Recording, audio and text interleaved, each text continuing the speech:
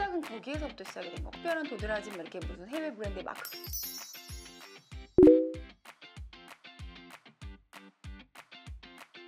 국내 시장은 너무 치열했어요. 제가 볼 때 그러니까 사업을 오랫동안 하다 보니까 본능적으로 내가 잘하는 거와 못하는 걸 너무 정확히 잘 아는 사람인 거예요. 국내 마케팅 뭘 하고 어디 채널에 입점하고 이렇게 보다 보니까 어느 순간 깝깝해지는 거예요. 그래서 와, 이거 예산이 장난이 아니겠다.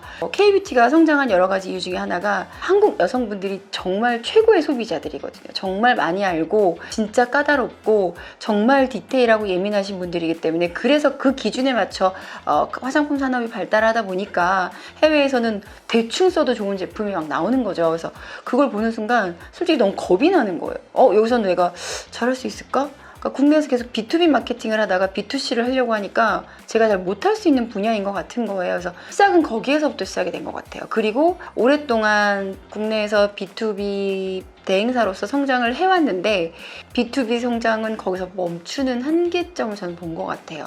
아무리 대기업이라 이래도 저는 그냥 용역사인 거예요. 우리 것을 한다면 잘할 수 있지 않을까 이제는. 그래서 저는 시장을 해외로 봤고, 그리고 국내 시장의 포화 상태와 국내 시장의 K뷰티 브랜드 현실을 좀 많이 낱낱이 빠른 시간 안에 보게 됐어요. 왜냐면 주변에 대표님들 많다 보니까 국내 브랜드 중에 몇백억씩 해도 이게 이렇게 열어보면 그렇게 괜찮지 않은 브랜드가 워낙 많은 걸 보고 너무 두려워서 여러 가지 고민을 하다가 국내에서 많은 경험을 했으니까 나는 더 넓은 세상에서 나만의 방식으로 좀 싸워보고 싶다, 이겨내보고 싶다라는 생각을 했었던 것 같아요. 보통의 대표님들이 두 가지 성향이라 굉장히 기획적이고 모든 걸 다 따지셔서 움직이시는 분들이 계시고, 저처럼 그냥 일단 그 직감과 그냥 과 감에 그냥 훅훅 이제 치고 나가시는 분들이 계세요. 저는 후자였고, 일단 전시를 좀 가봐야 되겠더라고요. 그래서 가려고 했는데 제품은 그때 당시에는 이제 없는 상태였고, 이 제품은 없는 상태였고, 그래서 일단은 한 번, 두 번 가다 보니까 조금씩 길이 보이기 시작했는데, 처음에는 일단은 해보자라는 마음이었는데 되게 좌절을 많이 했죠. 전시 컨택을 잘못해가지고 중국의 어떤 한 전시는 갔는데 무슨 정말 돗대기 시장 같은, 이게 뷰티라고 해서 갔는데 앞부스에서는 중국산 냄비 팔고 있고 옆부스에서는 막 음식 팔고 있고, 그래서 뭔가 잘못 왔구나. 그래서 그랬던 시행착오도 있었고, 천재지변 때문에 전시 기간 내내 정말 그 어마어마한 비가 쏟아지는 바람에 전시장 자체에 사람이 아예 없어서 그냥 부스비가 1,500 정도였는데 지나가는 사람 손가락으로 세고 있었어요, 진짜. 그랬던 전시도 있었고, 숙소 들어와서 내가 이거 잘못 돈을 쓰고 있는 건 아닌가, 돌아가서 할 말이 없는 거예요. 성과도 없고 명함도 몇 장 없고. 그래서 그렇게 좀 힘들었던 적도 지금 처음에 되게 많았어요. 네.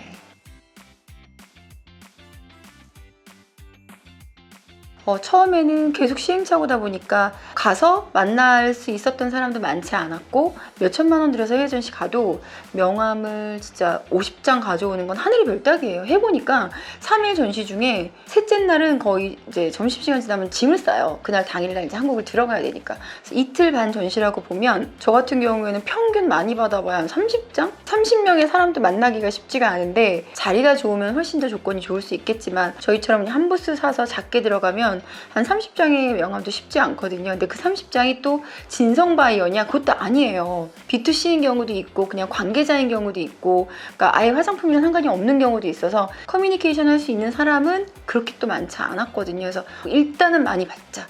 부스 앞에 이제 있다가 나가기 시작했고, 조금 더 적극적으로 사람들과 대화를 하기 시작했고, 그러다 보니까 이제 제가 받아올 수 있는 명함의 양도 늘고 이제 차곡차곡 좀 속도가 붙더라고요. 그래서 처음에는 제품 이야기를 하려고 했는데 사람들이 그렇게 시간이 많지 않아요. 명함을 주고받는 게 훨씬 더 중요하기 때문에 전시 시간 안에는 내 정보를 주고 정보를 받는 거에 좀 집중을 많이 하셔야 되고, 비즈니스나 그 기타 등등의 이야기는 어차피 그 후에 하면 되니까. 그래서 저는 이제 그때부터 좀 속도가 붙어서 많은 명함과 많은 것들 좀 획득하는 데 조금 더 시간을 훨씬 많이 썼었던 것 같아요. 그래서 그게 처음에는 쌓기만 했어요. 그때는 막 의욕만 앞서가지고 한 달에 전시를 2개씩 갔거든요. 그럼 들어오면 또다시 짐 싸서 또다시 나가야 되고, 방법도 좀 몰라가지고 막 쌓고 있었어요. 그러다가 그것도 어느 시점부터 나를 더 빨리 각인을 시키는 게 더 중요하구나라는 걸 조금 시간이 지나고 알게 돼서 만난 사람들과는 바로바로 다음날, 다다음날, 늦어도 일주일 안에는 팔로우를 해서 연락을 하고, 그러면서 커뮤니케이션 하는 걸로 지금 시스템을 좀 바꿨죠. 한복 퍼포먼스였던 것 같아요. 두바이를 기점으로 두바이 끝나고 그 다음 달이 홍콩이었나? 근데 이제 같은 컬러의 한복은 아니었지만 저는 컨셉이 명확했으니까 근데 그때 되게 자신감이 확 올라왔던 게 홍콩에서 퇴근을 했던 어떤 날 한국 분이 두바이에서 뵀던 분이다 라고 얘기를 했었고 해외 외국인 분도 저를 두바이에서 봤었다라고 얘기해 주는 분이 생기는 거예요.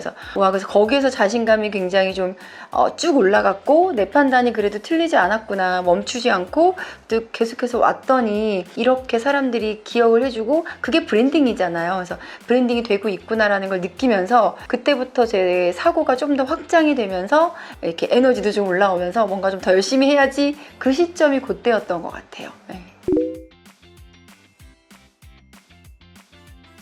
가장 부러워하는 건 한국인들의 피부입니다. 왜 도대체 한국 사람들은 하루도 늙지 않아요? 단 하루도 늙지 않는 한국인들의 피부, 이렇게 표현을 하는 거예요. 왜 해외 분들은 나이를 전혀 예측을 못 하시더라고요. 그래서 돌맞을 수도 있는데 저를 아직도 20대 후반으로 보시는 분들도 계시고 그냥 대체적으로 저를 30대 중반 정도, 초중반으로 보신단 말이에요. 32, 셋? 그 또래가 이제 대화를 하다 보면, 나이를 얘기하다 보면 그들은 진짜 눈, 코, 입이 다 튀어나올 정도의 리액션을 하시는 거죠. 일단 가장 부러워하는 건 한국인들의 피부. 패션 같은 경우에도 정말 명품을 걸친 것 같지 않고 특별한 도드라지 이렇게 무슨 해외 브랜드의 마크가 보이지 않는데 한국 사람들의 옷을 되게 잘 입는다라고 표현을 해요.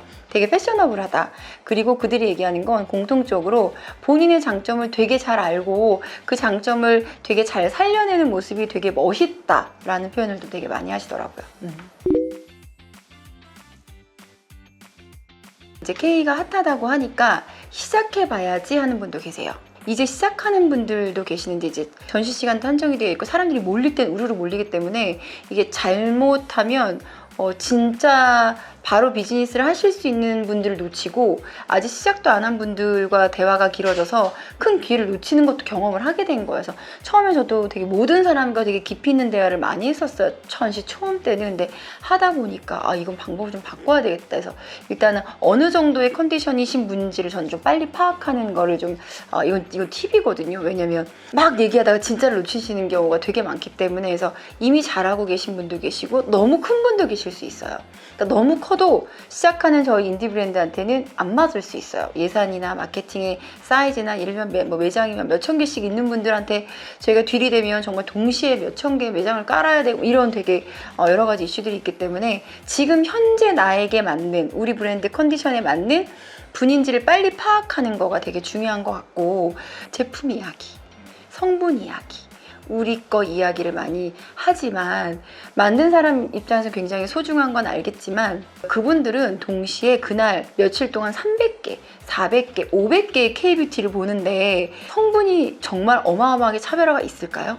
정말 탑 티어들 말고는 다 비슷비슷하기 때문에 묻힐 것과 같은 비슷비슷한 이야기를 하면 안 된다. 그분들에게 이게 퍼포먼스로 보여주던 말로써 보여주던 기억에 남을 수 있는 정말 우리만의 것을 찾으셔서 그 짧은 시간 안에 보여주셔야 되고요. 할 얘기는 물론 많겠지만 모든 얘기를 다 하려고 하시면 안 돼요. 그래서 정말 강렬하고 임팩 있고 기억에 남을 짧은 워딩을 준비하셔야 돼요.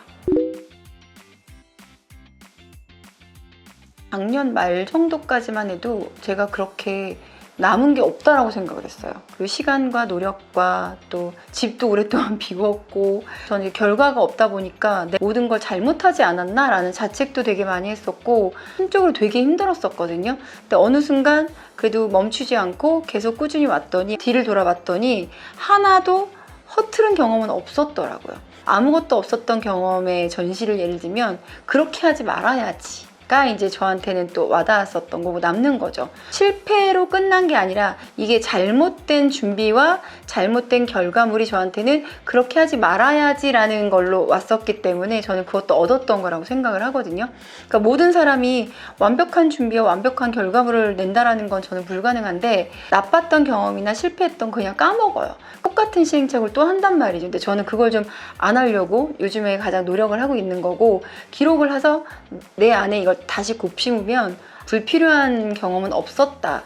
그러게 이제 제가 요즘에 느끼는 거고 오하보라는 브랜드의 파운더로서 얘기를 해서 제가 이제 가고 싶었던 목표의 그 수치를 굳이 수치를 100이라고 따지자면 11%인 것 같아요. 제품도 없는 상태로 시작했기 때문에 제로가 아니라 완전 마이너스 한 50, 60인 상태에서 그 전시를 다니면서 조금씩 올라왔었고, 작년에 이제 저희 브랜드 스토리와 세계관이 좀 만들어지고 사람들이 이제 브랜딩이라고 말을 해주는 그 순간부터가 제로가 된 것 같아요. 보통 브랜드가 1년에서 3년은 버티기라고 하더라고요. 그리고 4년에서 7년은 알리기라고 하는데, 그래도 그런 통계적인 시간보다는 빨리 오지 않았나. 한 11% 정도 온 것 같아요. 그래서 올 2026년도의 목표는 요거를 한 40% 정도까지는 끌어올리는 거가 목표입니다.